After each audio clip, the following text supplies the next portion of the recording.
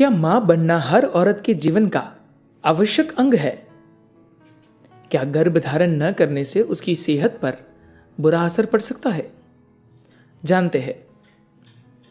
प्रेक्षा पूछ रही है, सदगुरु, आज के दौर में ऐसे जोड़ों, खासकर महिलाओं की संख्या बढ़ रही है जो बच्चा नहीं चाहते। हालांकि आबादी के लिहाज से यह अच्छी बात है, लेकिन लोग कहते हैं कि मेडिकली ये जरूरी है कि एक औरत के लिए 20 से 30 साल की उम्र के बीच कम से कम एक बच्चा पैदा करना महत्वपूर्ण है। क्या योग किसी तरह से प्रकृति के संतुलन की इस समस्या का समाधान कर सकता है, और अगर हाँ तो कैसे? सदगुरु कहते हैं, मुझे उम्मीद है कि भारत में ज्यादा से ज्यादा महिलाएं इस विकल्प को चुनेंगी। इस देश में आज इसकी सख्त जरूरत है कि महिलाएं इस विकल्प को चुने और बच्चे पैदा न करें, क्योंकि सड़कों पर वैसे ही बहुत सारे बच्चे घूम रहे हैं। रही बात कि क्या सेहत के लिहाज से यह महिलाओं पर असर डालता है, यह सच है कि एक औरत का शरीर गर्भधारण करने और बच्चे को जन्म देने के लिए ही बना है। तो जब शरीर का कोई हिस्सा, खासकर महत्वपूर्ण हिस्सा, इस्तेमाल में नहीं आता, तो यह शरीर में कुछ खास तरह के असंतुलन पैदा कर सकता है। जरूरी नहीं है कि ऐसा हो ही, लेकिन कुछ मामलों में ऐसा हो सकता है। महिला का शरीर 14 साल की उम्र से लेकर लगभग 50 साल की उम्र तक गर्भधारण के लिए तैयार होता है। तो इस काल में अगर वह गर्भधारण की प्राकृतिक प्रक्रिया से गुजरती है और फिर बच्चे को अपना दूध पिलाती है, तो लगभग हर 2.5 से 3 साल बाद वह एक बच्चे को जन्म दे सकती है। प्रकृति ने ऐसी रोक लगाई है कि जब तक कोई औरत अपने बच्चे को स्तनपान कराती है, तब तक वह गर्भवती नहीं होगी। लेकिन आज हमने अपनी ज़रूरतों के हिसाब से या फिर आधुनिक जीवन की ज़रूरतों के हिसाब से इन चीज़ों को बदल दिया है। हम नहीं चाहते कि कोई लड़की 14-15 साल की उम्र में मां बने। हम कम से कम उसके 18-20 साल या उससे ज़्यादा की उम्र होने पर उसकी मां बनने की बात करते हैं। एक तरह से देखा जाए, और अगर आप कुदरती तौर से देखें, तो मां बनने की उम्र में देरी करना अप्राकृतिक है। लेकिन कुछ सामाजिक जरूरतें भी होती है, कुछ वक्त की जरूरत भी होती है।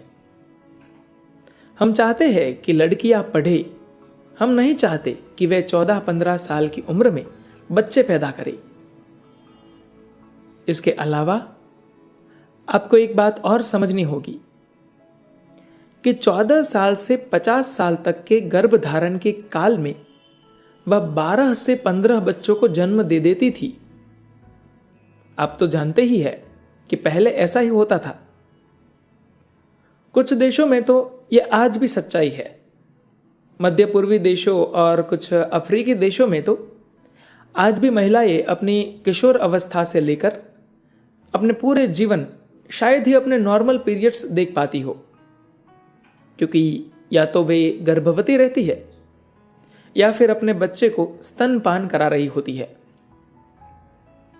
यह बहुत सारी औरतों की सच्चाई है।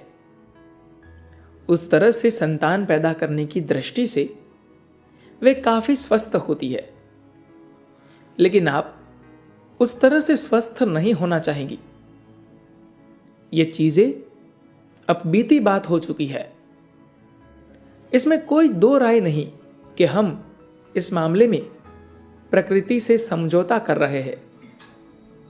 प्रकृति ने आपको जो भी चीज दी है, उसे आपको उसकी सीमा तक इस्तेमाल नहीं करना है। तो यहां हम बेशक समझौता कर रहे हैं। सेहत पर इसके कुछ दुष्परिणाम भी हो सकते हैं, लेकिन ऐसा होना जरूरी नहीं है। कुछ हद तक ऐसा हो सकता है, लेकिन 100% ऐसा होना जरूरी नहीं है। अलग अलग औरतों में यह अलग अलग हद तक सच हो सकता है। कई औरतें बिना बच्चों के पूरी तरह से सेहतमंद हो सकती है, उनमें ऐसी कोई समस्या नहीं होगी। दरअसल डिलीवरी के समय औरत का शरीर बहुत तनाव व कमजोरी से होकर गुजरता है।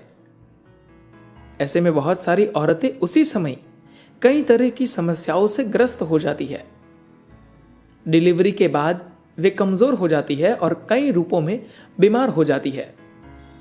तो क्या बच्चे को जन्म देना बीमार बनाता है? ऐसे में क्या हमें बच्चे पैदा करना बंद कर देना चाहिए? नहीं। इसी तरह से बच्चे न पैदा करना भी कोई बीमारी नहीं है। हां, उस स्थिति में शरीर में कुछ उतार चढ़ाव हो सकते हैं, लेकिन मुझे नहीं लगता कि किसी मेडिकल प्रोफेशनल को बच्चे पैदा करने को सेहत अच्छी रखने के तरीके के रूप में बताना चाहिए। अगर आप उस सिद्धांत पर चलेंगे तो औरत 14 से 50 साल की उम्र तक सिर्फ बच्चे ही पैदा करती रह जाएगी। निश्चित रूप से हम इस स्थिति के लिए तैयार नहीं हैं। सन्यासी स्त्रियां साधना के माध्यम से स्वस्थ रहती है। अब सवाल है कि क्या योगिक पद्धति शरीर में होने वाले इस उतार चढ़ाव को सामान्य कर सकती है? तो निश्चित रूप से ऐसा हो सकता है। अगर कोई औरत जरूरी साधना करती है तो उसके लिए अपने शरीर को इस तरह से स्थिर करना आसान हो जाता है कि चाहे शरीर में गर्भधारण की वजह से असंतुलन आया हो या गर्भधारण नहीं करने की वजह से आया हो, दोनों ही स्थितियों में अभ्यास से संतुलन लाया जा सकता है। योगिक मार्ग पर चलने वाले सन्यासी, चाहे वे स्त्री हो या पुरुष, वे न तो कभी विवाह करते हैं, न ही किसी तरह की सेक्सुअल गतिविधि में शामिल होते हैं और न ही गर्भधारण करते हैं। फिर भी वे सब पूरी तरह से स्वस्थ रहते हैं। अगर उन्हें कोई सेहत संबंधी समस्या नहीं है तो इसकी वजह है कि वे अपने सिस्टम को स्थिर बनाने के लिए जरूरी साधना कर रहे हैं। तो अगर शरीर में कुछ खास तरह की अस्थिरता हो तो गर्भधारण करना या गर्भधारण न करना दोनों ही हमारे सिस्टम को डिस्टर्ब करते हैं। दूसरी तरफ अगर शरीर बहुत स्थिर है तो गर्भधारण करना या न करना दोनों में ही उसकी उन्नति है। निश्चित तौर पर योगिक साधना ऐसा कर सकती है। धन्यवाद।